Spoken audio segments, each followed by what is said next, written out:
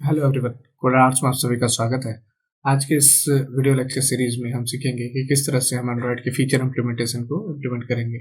और आइए हम इस प्रोजेक्ट को रन करते हैं और हम देखते हैं कि हम इस टॉपिक में क्या क्या इम्प्लीमेंट करेंगे और किस प्रकार से हमारा एट द एंड प्रोजेक्ट किस तरह से बन के तैयार हो। और हम सारे एक एक चीज़ को स्टेप बाय स्टेप करके गाइड करेंगे और हम देखेंगे किस तरह से हम एक एक फीचर को किसी भी एंड्रॉयड एप्लीकेशन के अंदर इंटीग्रेट करते हैं।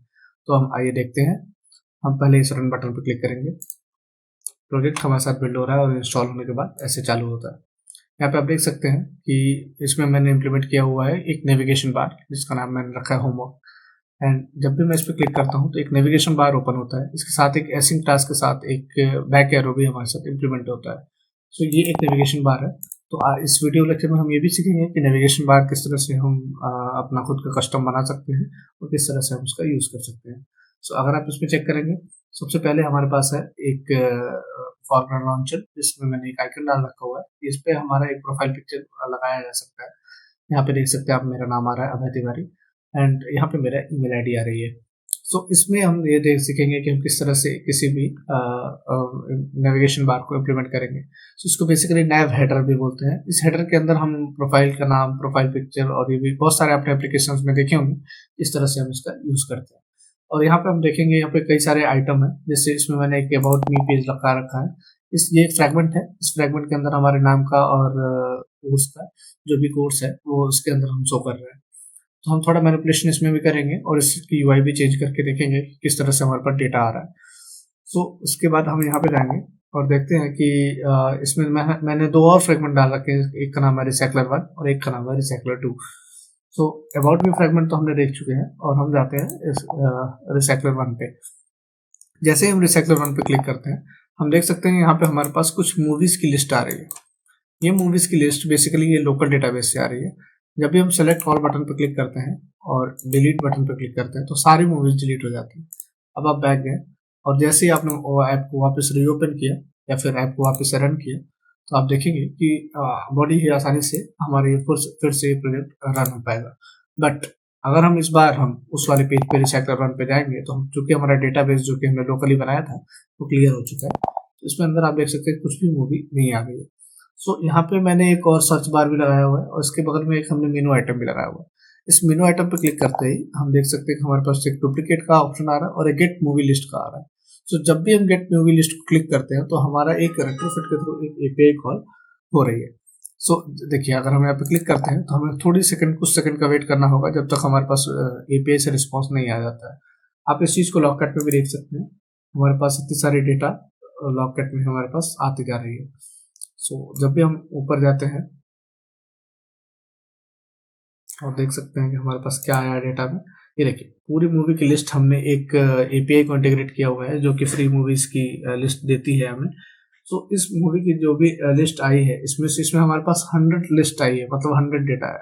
सो हमें 100 डेटा को नहीं देखना है, हमें इसमें से टॉप 10 मूवीज को निकाल लिया मैंने। जो शुरू के 10 मूवीज हैं वो इसमें से आ चुके हैं।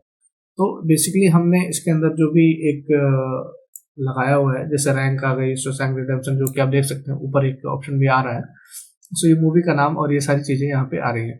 सो एक इमेज के लिए हमें यूआरएल मिल रहा है। इस इमेज को हम पिकासो के थ्रू यूज किए हैं, तो वो भी हम इसमें सीखेंगे कि किस तरह से हम पिकासो लाइब्रेरी का यूज करें।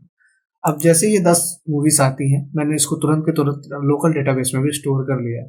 सो इस बार अगर हम पीछे वापस बैक जाते हैं और वापस हम ऐप को खोलते हैं या फिर अबाउट मी पेज पे जाते हैं और वापस हम रिसाइकलर 1 वाले पेज पे आते हैं, तो हमें बार बार हमें लिस्ट को लोड करने की जरूरत नहीं है, क्योंकि एक बार जब हमने टॉप 10 यहाँ से गेट मूवी लिस्ट किया तो यहाँ पे हमें 10 लिस्ट मिल चुकी है।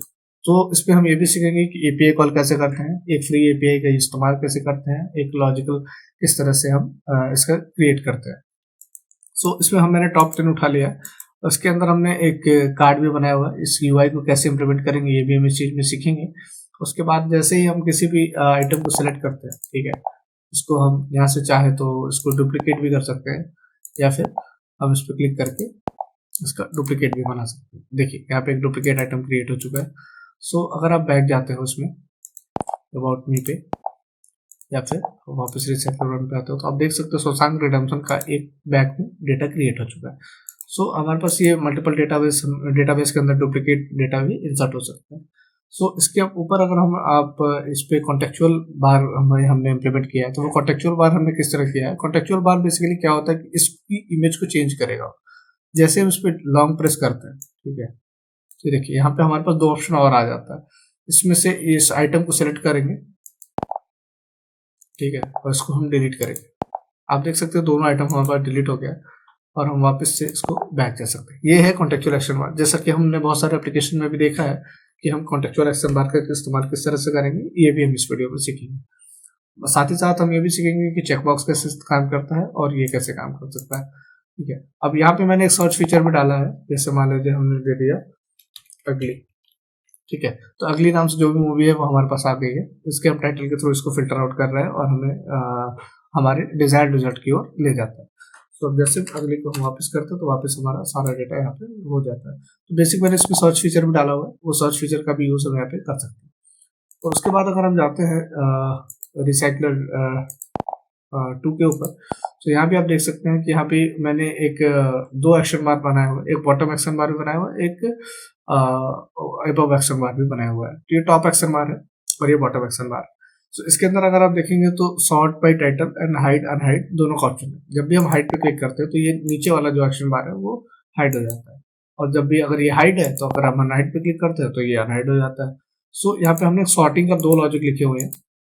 सबसे पहला लॉजिक ये है सॉर्ट बाय टाइटल। जब भी हम टाइटल के थ्रू चाहे तो इसको सॉर्ट कर सकते हैं। जैसे पहले न्यूमेरिक आ गया PQRS T, उसके बाद अगर हम देखेंगे तो टी के बाद मतलब टी ही लास्ट है, उसके बाद से ये नाम के हिसाब से टाइटल के हिसाब से सॉर्ट हो चुका है। सो ये हो गई सॉर्टिंग का। उसके बाद अगर हम चाहे तो इसको रेटिंग के हिसाब से भी सॉर्ट कर सकते हैं। जैसे कि हमारे पास सबसे बड़ी रेटिंग की मूवी है सुशांत रिडेम्पशन, तो ये हमें टॉप पे चाहिए, तो हम रेटिंग पे क्लिक करेंगे, ठीक है। सुशांत रिडेम्पशन जो है वो टॉप पे आ गया 9.3 9 9 9 9 एंड देन आफ्टर 8.9 8.8 8.8 ऐसे करके सारी मूवी टाइटल के हिसाब से और रेटिंग के हिसाब से सॉर्ट कर रहे हैं। सो इसका भी लॉजिक कैसे हमने लिखा है वो यहाँ पे हम देखेंगे एक एक चीज को इम्प्लीमेंट करके। सो इसमें बेसिक हमने क्या आर्किटेक्चर फॉलो किया है वो भी हम इसके अंदर सीखेंगे। और चलिए आगे बने रहते हैं अगली वीडियो में। सो अगर आप भी इंटरेस्टेड हैं ऐसे किसी प्रोजेक्ट में जो कि आप बनवाना चाहते हैं या फिर आप उसमें किसी भी प्रकार की हेल्प की जरूरत है, तो आप हमारे दिए गए ईमेल आईडी पे हमसे कॉन्टेक्ट कर सकते हैं।